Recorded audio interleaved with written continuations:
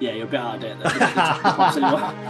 I think it's a brilliant song with brilliant lyrics. It's hugely embarrassing for Starmer if it does get to number one. But the BBC are now also rowing back and saying that they're not refusing to play it. Oh, I'm sorry, you are. If you're not playing it and it's in the charts, you're refusing to play it. Let me put my hat on, my Christmas hat on. Let's get my hat on. There we go. I've got a Christmas question for you now. There is a song, a record out at the moment, which is it was a 1974 Mud Christmas song, Lonely at Christmas. It's just been redone and they've changed the words and it's all about freezing pensioners. It's number one on downloads. Will it be Christmas number one? We don't know, but the BBC are not playing it. What's your take on that? I actually made a video of this on my channel and I was very happy to promote it. The video racked up about, I don't know, 150,000 views or something. I bought it myself. It cost 79p. You can buy it everywhere. And then lots of people commented afterwards also saying they were going to buy it. You know, what's 79 pence? So I think it's a brilliant song with brilliant lyrics. It's hugely embarrassing for Starmer if it does get to number one. I don't care if the BBC play it or not because nobody watches the BBC anymore. Anyway, I also noticed that Global, who own stations like Heart and stuff like that, they won't play it either. They played a little bit, but they wouldn't mention Starmer in it or anything like that. But it's the embarrassment, isn't it? It's just another thing that proves how despised they really are. And it's fairly humorous, a song, don't get me wrong, the lyrics are good. But there's also a serious message behind it.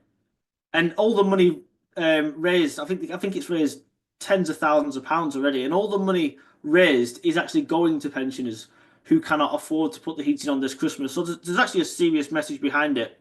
And maybe embarrassing Starmer is more of a sideshow, if you will. Maybe it's not the top of the list of priorities, but it's important for, if we can't get our voices heard, as I've said before, if we can't get our voices heard on social media because you get locked up, if you can't go out and protest because the riot police will come and smash you around the face with a baton, then what are you going to do? People are going to find a way of expressing themselves, and actually, it shows great ingenuity to to go after Starmer in this way.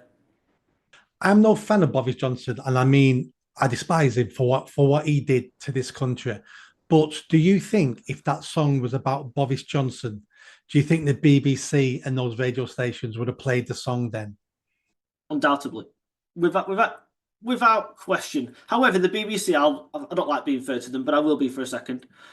They have got form on this, haven't they? Because if you go back to a Beatles song called "A Day in the Life," they stopped playing that, which was something like 1960 something, because it referred to drug use. They also, obviously I wasn't alive, but when the Sex Pistols brought God Save the Queen out, they refused to play that because they saw it as insulting the monarch. So they do have a bit of form on this, but the BBC are now also rowing back and saying that they're not refusing to play it. Oh, I'm sorry, you are. If you're not playing it and it's in the charts, you're refusing to play it. I couldn't be happy. If this goes to number one, I could not be happier. I mean, getting it to number one in the download charts is an achievement in itself. But if you can get one final push before Christmas and get it up to number one, that'd be fantastic. If it gets to number one, don't they? I could be decades out of date here now.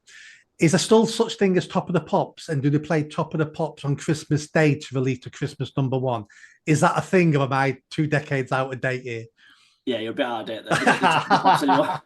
They do have they have the equivalent now is a radio show, isn't it? I suppose they just have like yeah, they do the top 40 on the radio. But yeah, top of the Pops went. God, I don't watch TV. I've not watched TV in decades. So I thought maybe that was still a thing. that disgusting pervert Jimmy Savile presented the last ever Top of the Pops, didn't he? So that shows you how far back it was. He was still alive, so that would have been, I don't know. I think it was at least early 2000 something like that. Top of the Pops went. Right, I'll edit this bit out. I don't want to come across as old and out of date.